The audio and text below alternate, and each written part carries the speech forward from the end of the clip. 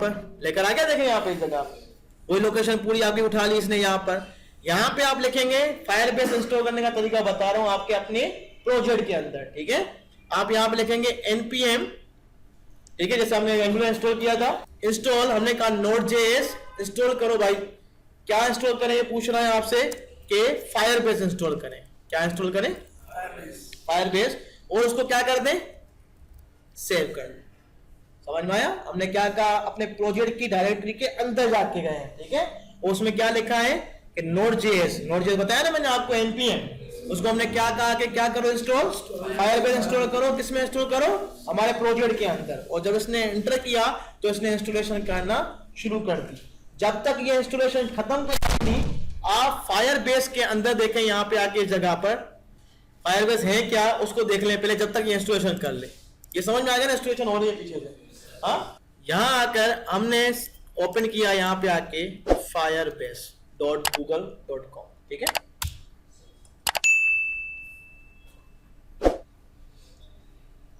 आगे आपके सामने देखें, ठीक है, फायरबेस की अपनी ऑफिशियल वेबसाइट है जो फायरबेस गूगल वालों ने डेवलप किया है, तो गूगल का अपना प्रोडक्ट है ये, ठीक है।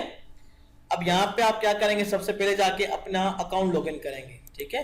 तो कोई बच्चा अगर यहाँ पे आके लॉगिन कर ले तो मैं शुरू से समझा सकूँ, नहीं तो पहले जो मैं अपना यूज करूंगा अकाउंट तो पोस्ट में बने हुए होंगे तो आपको कुछ स्टेप्स मिस हो जाएंगे आपके। कोई आ सकता है लॉगिन करे? आ जाओ, एड अकाउंट में गए, कोई एक कर ले, कोई भी कर ले, बिल्कुल जीमेल। सबसे पहले फायरबेस पे जाकर आप क्या करेंगे, लॉगिन करेंगे गूगल। देखें लॉगिन हो गया ये, देखिए इसका आइकन। अब क्या करेंगे, कौन सा स्टेप फॉलो करेंगे? अब आप जाएंगे, सबसे पहले यहाँ पे लिखा हुआ है गोट कंसोल, ठीक है, गोट कंसोल में चले जाएंगे और ये आपका ये ओपन कर लेगा इस जगह पे। बेटा तो कुछ भी समझ में ना आए, कहीं भी मसला आए उसी वक्त रोकना। ये चीज आखिरी पढ़ा रहा हूँ, इसको समझ लेना, उसके बाद मैं एंड कर दूंगा, ठीक है। देख ले प्लीज, देखिए क्या है यहाँ पे खुल के। यहाँ पे क्या करेंगे आप, एड प्रोजेक्ट, कोई भी नाम लिख लें आपकी अपनी मर्जी, ठीक है। मैं लिख लिया यहाँ पे आके इस जगह पे आकर माय सेमिनार, ओके हो गया। और यहाँ नीचे जाके क्या करेंगे, एक्सेप्ट और क्रिएट। टोटल आपको 6 या 8 प्रोजेक्ट बनाने की इजाजत देता है फायरबेस, से ज्यादा नहीं देता, क्या। और एक प्रोजेक्ट में आप जितनी चाहे डेटा डाल सकते हैं, कोई इशू नहीं है। 5 GB लिमिट, लेकिन 5 GB बहुत है टेक्स्ट बेस के ऊपर, लाखों का रिकॉर्ड। देखें यहाँ पे, कंटिन्यू करें, कंटिन्यू किया तो देखें इसने बना दिया। अब देखें आपको जो है ना फायरबेस क्या क्या चीजें देता है ना, देख लीजिएगा फ्री में। डेवलप को क्लिक किया, देखिए क्या दे रहा है, प्रोवाइड आपको फ्री में दे रहा है ऑथेंटिकेशन। ऑथेंटिकेशन कैसे, मतलब के फेसबुक से, मोबाइल के वेरिफिकेशन कोड से, जो आप करीम का मैसेज कोड करते हैं आप, उससे, ट्विटर से, ठीक है, गिटहब से, वो जितनी भी जितने सोशल नेटवर्क है ना, उन सब से आप ऑथेंटिकेशन फ्री देता है, ठीक है। नंबर 2, डेटाबेस आपको देता है जिसमें आप डेटा स्टोर कर सकते हैं। स्टोरेज, जिसमें आप फाइल्स और पिक्चर्स स्टोर कर सकते हैं आप। और नंबर 3, होस्टिंग, डोमेन होस्ट करते हो ना, फ्री देता है, आप फ्री यूज करें कुछ स्पेस के लिए, ठीक है। उसके अलावा फंक्शंस, नीचे जो है मैसेजिंग, क्लाउडिंग, सब कुछ फ्री आपको देता है। ये आपको बहुत एक अच्छी अपॉर्चुनिटी है कि आप अपने आप को मार्केट में ला सकते, कि आपके यहाँ पे हर चीज लाइव हो जाएगी, तो आपको जो है लाइव करके अपना पोर्टफोलियो अच्छा बनाने में मदद मिलेगी, ठीक है। तो मैं सबसे पहले आपको डेटाबेस और ऑथेंटिकेशन दोनों चीजें समझा देता हूं कि किससे ये देते हैं। ये बहुत सिक्योर है, समझ रहे हैं। ऑथेंटिकेशन में लॉगिन करते हैं और रजिस्टर करते हैं, वो आप कैसे करें तो देख लें। यहाँ पे करें स्टार्ट। अब यहाँ पे कनेक्शन, सबसे पहले कनेक्शन करते हैं इसका। इंस्टॉल हो गया हमारे फायरबेस, देखें इंस्टॉल हो गया ना बेटा। इसको क्या कर दिया, बंद कर दिया। अब इसकी इंस्टॉलेशन, अब हम किस में इंस्टॉलेशन करना चाहते हैं, iOS में, एंड्रॉइड में, इसमें कर रहे हैं, वेब पे कर रहे हैं। ये लिखा हुआ है देखें स्क्रिप्टिंग का, ठीक है। इसको क्लिक किया टेक्स्ट को, तो इसने आपको क्रेडेंशियल दे दिया आपने। अब ये चीज आपको किसी को नहीं देनी, फिलहाल तो आप दे दें, आपकी काम तो थोड़ी है यार। देखें यहाँ पे ये प्रोजेक्ट जो बना रहे हैं ना आप, ये प्रोजेक्ट को अगर किसी को मिल गया ना तो आपकी प्रोजेक्ट की पूरी डिटेल चोरी कर देगा। ये कॉन्फिडेंशियल होता है, इसको किसी को नहीं दीजिएगा। इस खाली इस प्रोजेक्ट के लिए, पूरी फायरबेस के लिए नहीं, ठीक है। आप प्रोजेक्ट दूसरा बना लीजिएगा। देखें यहाँ पे, तो यहाँ आगे हमने क्या किया, इसको कॉपी कर दिया। क्या कर दिया, कहां से, कॉन्फिग से लेकर यहाँ तक। और मैंने इसको यहाँ पे आके कहाँ इस्तेमाल किया, क्योंकि मैं इस पेज में इस्तेमाल करूंगा इसका यहाँ पे। अच्छा ये हटा दूं या लिखा हुआ हो, हटा दो, इसलिए कि आपको कंफ्यूजन ना हो जाए, ठीक है। तो यहाँ पे जाके मैंने इस तरीके से जाकर यहाँ पे इसको हटा दिया और यहाँ पे इसको बिठा देते हैं। ठीक हो गया।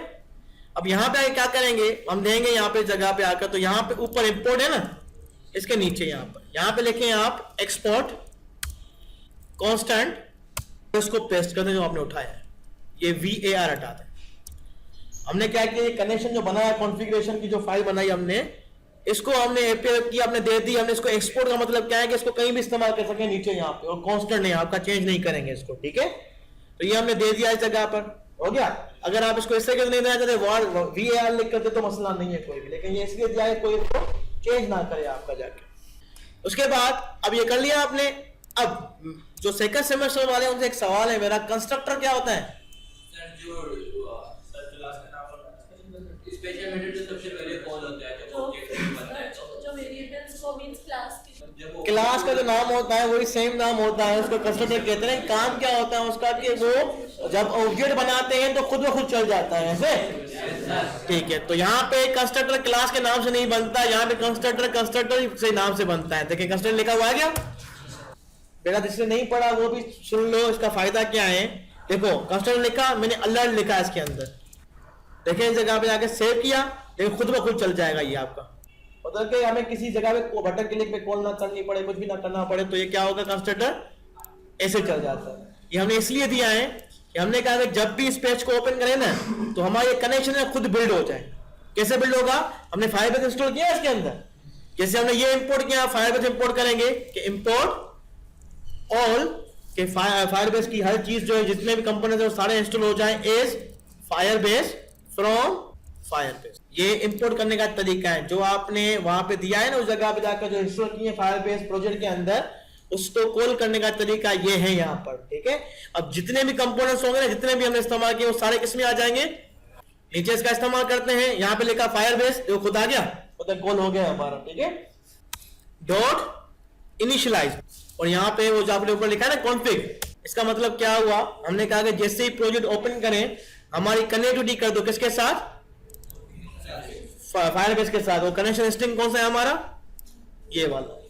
ठीक है, मतलब कि कॉल कर लो और रिसीव करवाओ कॉल किसको, जो नंबर हमने दिए हुए हैं यहाँ पे, ये जो दिए हुए हैं आपके जगह मौजूद है कनेक्शन बिल्ड करने के लिए। ठीक है, कनेक्शन हमारा क्या हो गया, आपका बिल्ड हो गया यहाँ पर। अब हम इसके अंदर काम करना शुरू करेंगे। ठीक है, अब आपने अपना नेटवर्क उसके साथ बिल्ड कर दिया है, अब जो काम करेंगे वो वहां पे सेव होता जाएगा। किस तरीके से सेव करेंगे, वहां पर कहां सेव करेंगे, अब देखिएगा प्लीज। ये है आपका प्रोजेक्ट, इसको हटाया, ये पूरा प्रोजेक्ट है। मैंने क्या कहा, डेटाबेस कहां सेव होगा, डेटाबेस में क्लिक किया, क्लिक करने के बाद ओपन हो गया। नीचे जाएं और यहाँ पे रियल टाइम डेटाबेस लिखा हुआ है, हाँ, इसमें डेटाबेस क्रिएट करें, क्रिएट डेटाबेस क्लिक किया और इसको क्या इसमें चलाएं, टेस्ट मोड पे चलाएं कि हर कोई इसको यूज कर सके, ट्रू कर दे। एनेबल किया, बस ये एक वन टाइम करना पड़ता है आपको, उसके बाद ये हो जाता है खुद ही, वन टाइम से प्रोसेस करना पड़ता है। तो क्या देखें, इसने प्रोजेक्ट बना दिया और डेटा पे बना ली, क्या नाम रखा डेटाबेस का, माय सेमिनार। अब इसमें डेटा कोई मौजूद है, डेटा कहीं मौजूद है नहीं है ना मौजूद डेटा कोई। अब इसमें हम क्या करते हैं, हम अपने जो है टेबल बना के काम शुरू करते हैं इसके अंदर। ठीक है, कैसे करेंगे, देखिए कितना ईजी है। मैंने यहाँ पे क्या किया, HTML के अंदर टेक्स्ट बॉक्स बना हुआ है मेरा, एक क्या बना हुआ है, नेम। मैं ऐसे ही करके इसको कॉपी करके मैं यहाँ पे क्या कर लेता हूँ, लास्ट नेम, सही है। और यहाँ पे हमने क्या किया, शो कलर की जगह में लिख लेता हूँ कि एड डेटा, कुछ भी नाम लिख लिया, आपकी मर्जी है। और यहाँ पे भी हमने क्या कर दिया, सही है। अब यहां से हम गेट कैसे करते हैं डेटा को, यहां पे क्या लिखते हैं, एट व्यू चाइल्ड, और नाम क्या दिया, और नाम क्या दिया था हमने वहां पे, नेम, और gate name element reference, copy किया, पेस्ट किया, दूसरा क्या नाम था आपका, एल नेम, और यहाँ पे क्या लिखेंगे, गेट एल नेम, और ये दे दिया हमने जगह पे। ठीक है, और मेथड कौन सा बनाया है, एड डेटा, और ये हमने कर लिया है। अब एड डेटा हमें कौन सी रखनी है, डेटा जो यहां से हम गेट करेंगे टेक्स्ट बॉक्स से, किसमें रखनी है, यहां पे रखनी है डेटाबेस के अंदर। कैसे रखेंगे देखिएगा प्लीज, यहां पर आप सिर्फ सिंपल क्या लिखेंगे, यहां पे आके फायरबेस डॉट डेटाबेस आ गया। देखें डेटाबेस के अंदर हमने कहा कि रेफरेंस टेबल बनाओ। अब टेबल का नाम जो भी रखना चाहो आप रख सकते हो, आपकी मर्जी है, ठीक है। मिसाल के तौर पे मैंने रखा कि यूजर्स, कुछ भी रख सकते हैं, ठीक है। अब यूजर्स में क्या इंसर्ट करना चाहते हो, डॉट पुश, और ये एरे बना के इंसर्ट कर दो, समझ में आया। अब यहाँ पे कॉलम्स बनाने हैं आपको, कॉलम्स कौन से नेम बनाने हैं आपकी मर्जी है। मैंने लिखा नेम, और इसमें क्या इंसर्ट करना है, this gate name dot value. उसके बाद क्या करना है, लास्ट नेम का बना दे मिसाल के तौर पे, तो दिस डॉट गेट लिख लिया हमने। अब हमने इसको क्या कहा कि जाके डेटाबेस में यूजर्स की टेबल बनाओ और उसमें 2 कॉलम बनाओ, कौन से, नेम और जो डेटा देते जाए वो उसमें क्या करते जाओ, इंसर्ट करते जाओ। सही है। देखें यहाँ पे आ गए, ये आ गया डेटा, कोई भी हमारे पास यहाँ मौजूद नहीं है। लेकिन देखना ये फास्ट कितना चल रहा है आपका। यहाँ पे आके इसको मैं यहाँ लेके आता हूँ, यहाँ रख दिया, नहीं सॉरी वहीं रख लेते हैं, मौजूद है यहाँ पे, सॉरी यहाँ कर लेते हैं। यहाँ देखें, यहाँ आ गए डेटा का सोर्स, यहाँ में कुछ भी नहीं है, यहाँ हमने डेटा इंसर्ट किया। मैंने कहा कि जुबैर लास्ट नेम कुछ भी लिख लिया, यहाँ आ गए। अब मैंने यहाँ पे क्लिक किया, क्या क्लिक किया, ऐड क्लिक किया, क्या हुआ, उसके अंदर इसने ऑटो की जनरेट कर दी थी, एसक्यूएल में करते हैं जनरेट आप आइडेंटिटी लगा के, और यहाँ पे देखो डेटा डाल दी इसने। दूसरी डेटा बेस मैंने बोला यहाँ पे आगे जगह पे जाके देखें कितनी तेज जा रहा है, डेटा बाइंडिंग हो रही है आपकी, इतना फास्ट है ये टेक्स्ट बेस आपका। देखें यहाँ पे आगे रिकॉर्ड, यहाँ पे इससे कि जितना रिकॉर्ड करना है आप करते जाएं, जितना चाहे करते जाएं, देखिए ऐड होता जाएगा आपका, ठीक है। और ये कभी भी नहीं जाएगा कहीं से, आप यहाँ कहीं भी जाके इसको डेटा को क्या कर सकते हैं, यूज कर सकते हैं और फेच कर सकते हैं यहाँ पे। हाँ कुछ भी करो, मतलब वो खुद सपोर्ट कर लेता है। 55 लिख लो, ये देखें ऐड कार्ड क्लिक किया, यहाँ पे आ गए, ऐड कार्ड के अंदर गए, ये देखें 55, सही है। तो यहाँ पे आपका ये था, आपका सिंपल सा हमने कर लिया। यहाँ पे समझ में आया बेटा, पक्का। होस्टिंग का बता दो, कोड ओपन कर लो, थोड़ा देख लें। खाली कोड हमने सिंपल ये किया है, बाकी सारी चीजें आपको मैंने पहले पढ़ाई थी। यहाँ पर फायरबेस तो डेटाबेस, टेबल का नाम पुश करके कॉलम बना के डेटा इंसर्ट करते जाएगा, जितनी डेटा आपको इंसर्ट करनी है। सही है, समझ में आ गया।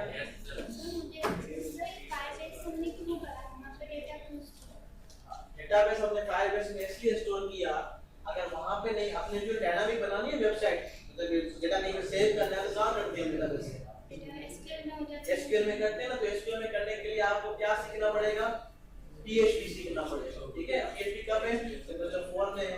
और अभी आपको किसी को कुछ चीज बना के देनी है तो कैसे बनाएंगे, नहीं कर सकते। तो इसलिए इन्होंने क्या किया, एक सहूलत दी है कि जावास्क्रिप्ट के थ्रू आप किस तरह के डेटा स्टोर कर सकते हो क्लाउड, ठीक है। तो आप कहीं भी उसको एक्सेस कर सकते हो। अगर मेरे पास कोई पुराना डेटाबेस पड़ा हो, मैं इसमें फायरबेस में डालना चाहता हूं, तो आप केसन फॉर्मेट में डाल सकते हैं, एसक्यूएल में है, केसन में है, एक्सेल में है, डाल सकते हैं, ठीक है। और कुछ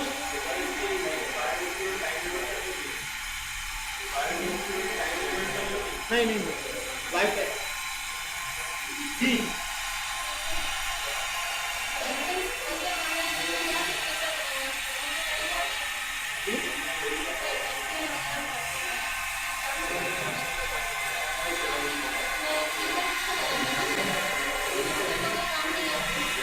अभी नहीं है, लेकिन असल में बाद में इतना सवाल है कि एसक्यूएल से सी शार्प पढ़ चुके हैं आप, जावा पढ़ चुके हैं, एसक्यूएल ज्यादा प्रेफर किसको करेंगे आप, इसको या उसको, ये सवाल है।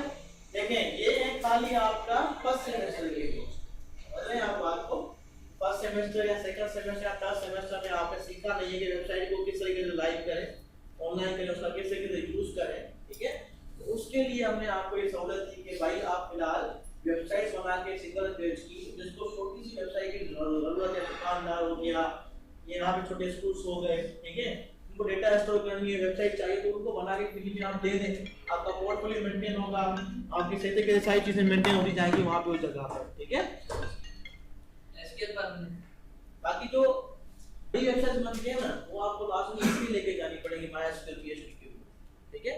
वो तो फ्रेमवर्क के ऊपर लारावेल वगैरह यूज करके उस पे लेके जानी पड़ेगी, वो यहाँ में नहीं है। ये सिंगल पेज वेबसाइट है, खाली सिंपल क्लास वेबसाइट बनाने के लिए डायनामिक करते हैं, ठीक है, AngularJS का इस्तेमाल। अब AngularJS खाली इसमें फायदा नहीं देगा, मोबाइल एप्लीकेशन बनानी है आप, iOS और एंड्रॉइड दोनों के लिए। अगर आपको एंगुलर जेएस आते हैं ना, आप उन दोनों के लिए मोबाइल एप्लीकेशन नहीं बना सकते, दोनों के लिए। कौन सी क्या पढ़ना पड़ेगा आपको? एंगुलर जेएस आना चाहिए आपको, खाली ये पढ़ लीजिएगा इतना, वो भी HTML ही है, पूरा HTML है। देखें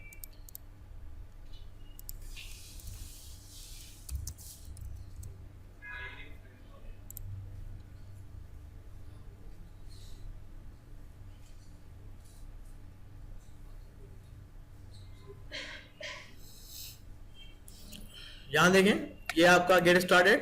यहाँ देखें जगह पे जाके आपका यहाँ पहुंच गए, यहाँ पे CLI वगैरह यहाँ पे लिखा हुआ है। यहाँ पे आपको मोबाइल एप्लीकेशन डेवलप करने में हेल्प करता है। डेवलपर्स में चले जाएं और डॉक्यूमेंट्स में चले जाएं। यहाँ पे डॉक्यूमेंट्स देखें कहाँ लिखा हुआ है, framework documents installation.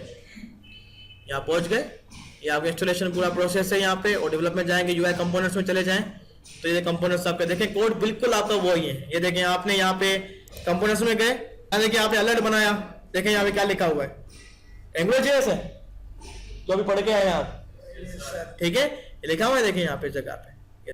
Demo click करें, आपको डेमो दिखाएगा। या देखें, क्लिक किया, क्लिक करने के बाद देखें दिखा दिया। ये आपका मोबाइल में चलेगा, बिल्कुल सिंपल मोबाइल में चलेगा आपका। यहाँ पे जगह पे जाकर इसके अंदर आप जो है ना हाइब्रिड एप्लीकेशन बनाते हैं। जो लिखे हुए हैं सारे बटन्स, कार्ड्स यहाँ पे लिखे हुए हैं, यहाँ पे बेसिक कार्ड्स लिखे हुए हैं जगह पे आकर। ये सारे आपके जो है ना ये मोबाइल एप्लीकेशन के लिए, सारी जगह मोबाइल एप्लीकेशन है, ये पूरी मोबाइल एप्लीकेशन है। इसमें आप हाइब्रिड एप्लीकेशन बनाते हैं, मतलब जो आपके iOS में भी चलेगी, आपके एंड्रॉइड में भी चलेगी, और इसकी बहुत डिमांड है मार्केट के अंदर। जी प्ले स्टोर पे भी, iOS पे भी, दोनों पे अपलोड कर सकते हैं इसकी एपीके बना के, ठीक है। और ये आप फ्रीलांसर में जाएंगे, इसकी इतनी जॉब्स पड़ी है वहाँ पे, इतने प्रोजेक्ट्स पड़े हैं कि आप वहाँ पे पागल हो जाएंगे, इतनी मिलेंगी जॉब्स आपको, अगर आपको सही तरीके से काम आता है, ठीक है। जो पूछना है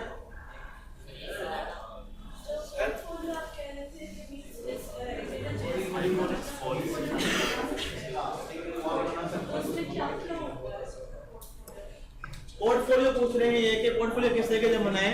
सबसे बेस्ट पोर्टफोलियो बनाना है ना आपको अपना, ठीक है। लिंक्डइन पे अकाउंट बना दें, लिंक्डइन पे अकाउंट बना दें वहां पे, और वहां पे जितने प्रोजेक्ट्स आप बना रहे हो ना वहां डालते रहे, आपको खुद जॉब्स ऑफर आएंगी वहां, ठीक है। सबसे बेस्ट पोर्टफोलियो लिंक्डइन ही कहलाता है आपको, और कोई बना ही नहीं।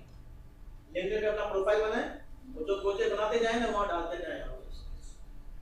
वो प्रोफेशनल होता है, वो खुद ही आपसे कांटेक्ट करेंगे और खुद ही आपको जॉब ऑफर करेंगे। आईबीएस वाला वो 8 हो, फिर दूसरा अकाउंट बनाना जीमेल का, और 8 बना देंगे। अकाउंट की आईडी के कनेक्शन होने की ना ब्रिंग एक कनेक्शन, हां हो सकता है। लिंक क्या कह रहे हो, मॉर्निंग में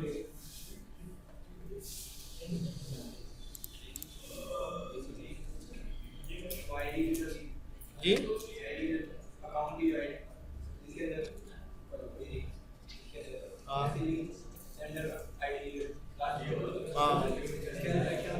नहीं ये खुद बनाता है, खुद बनाता है तो फाइल पे खुद देता है। अच्छा देखें यहाँ पे, अगर हम एक नॉर्मल वेबसाइट बनाएंगे, देखें यहाँ पे इंपोर्ट एक्सपोर्ट क्या था। इंपोर्ट से हम जो है ना लाइब्रेरी इंपोर्ट करवाते हैं। लाइब्रेरी इंपोर्ट से मुराद क्या है कि आपने अगर इन लैंग्वेज पढ़ी है, ठीक है, या jQuery पढ़ी है आपने, या बूटस्ट्रैप भी देखा आपने, तो हम लिंक क्या करते हैं, डालते हैं ना वहां पे, वो असल में इंपोर्ट करते हैं। उसका इंपोर्ट करने का तरीका लिंक देना है, और इसका इंपोर्ट करने का तरीका क्या है कि इंपोर्ट लिखें और ये चीजें यहाँ पे करें। कहां से आ रही है पैकेज आपका इंस्टॉल है, इसके अंदर इंपोर्ट बना हुआ है, वो वहां से उठा के भेज देता है आपको। एक्सपोर्ट का मतलब क्या होता है, आपने ये अपना पैकेज बनाया है, ठीक है, आप खुद इस्तेमाल करें इस चीज। सर इसके जो ये कैप्शन का है डेटा, इसके बारे में आप कह रहे थे किसी को देना नहीं है, वो ये मतलब अगर आपने किसी को दे दी ना ये चीज, तो वो आगे से वो जॉब पे बनाया ना, फाइल के ऊपर जो डेटा रखी है वो उसको देख सकता है। तो जब मैंने प्रोजेक्ट बनाया है उसमें ऑफिस से मैं यूज करती हूं, तो फिर ये आप यूज होता है, आप कोड कॉन्स्टेंट रखते हैं अपने प्रोजेक्ट के अंदर, ये आपको फाइल किसी को देनी नहीं होती, ये तो सोर्स कोड है, सोर्स कोड है, ठीक है जी। और कुछ हाँ शो हो सकता है डेटा में आपका, फेच करके आपका हो सकता है। देखिए अब ये फेच डेटा, अपडेट, डिलीट और ऑथेंटिकेशन, ठीक है। ऐसा करूंगा आपको वीडियो बना के सेंड